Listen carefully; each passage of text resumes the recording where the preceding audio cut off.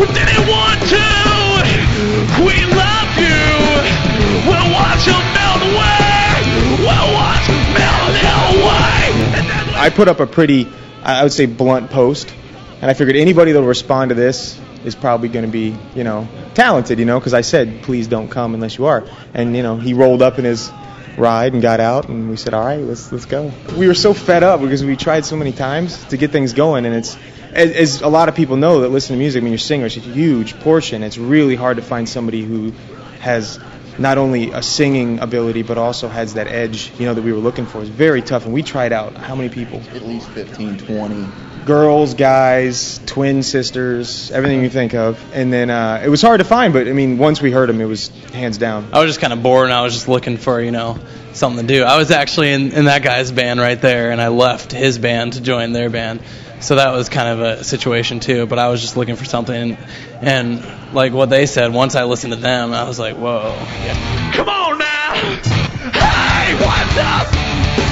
I would say it's one of the greatest tools you can possibly ever imagine. I mean, bands a long time ago didn't have this, but if you don't have a MySpace site now, that's, you know, that's the odd man out. You know, you have to at this point. And internet promotion's fantastic, and especially with the demographic that we're targeting, they live on the internet, you know. Jesus Christ, oh my breath, We have our own studio.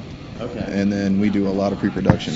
It's a project studio, but it's an essential thing a lot of bands lack. They don't have the ability to record a song and then fine-tune it, you know, give it a chance to listen to it a couple times, see what's working, what's not working. It's our personal studio that, like he said, for me to sit and write a song to them playing it live would be counterproductive. But they throw down a scratch, sounds good enough to me, I can hear everything, just go sit in the car and get in the zone and just try different things.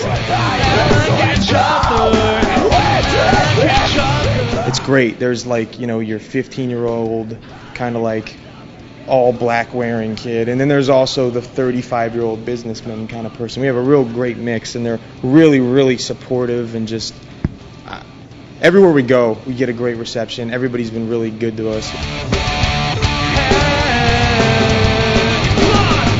I personally like playing as much as we can out of town because it's a totally blank slate with these people. You can either come in and totally dominate them, or you can stink the place up. But it's like they don't know you, they have no interest in you. You're playing a bunch of people you might not necessarily know or have even heard your band.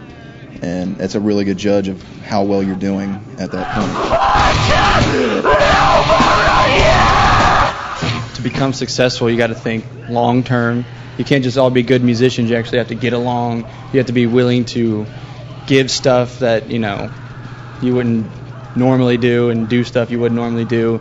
So, I mean, like Trevor said, it's definitely, you have to think of it as like a business relationship. You know, I mean, we're friends, we hang out, but, I mean, we're also in, you know, we're starting a business together trying to make money. We always got to be writing new songs. We've always got to be playing shows. It's all the above, definitely. I mean, you can't stop and focus on anything until a label's paying you to do so. You know what I mean? So what you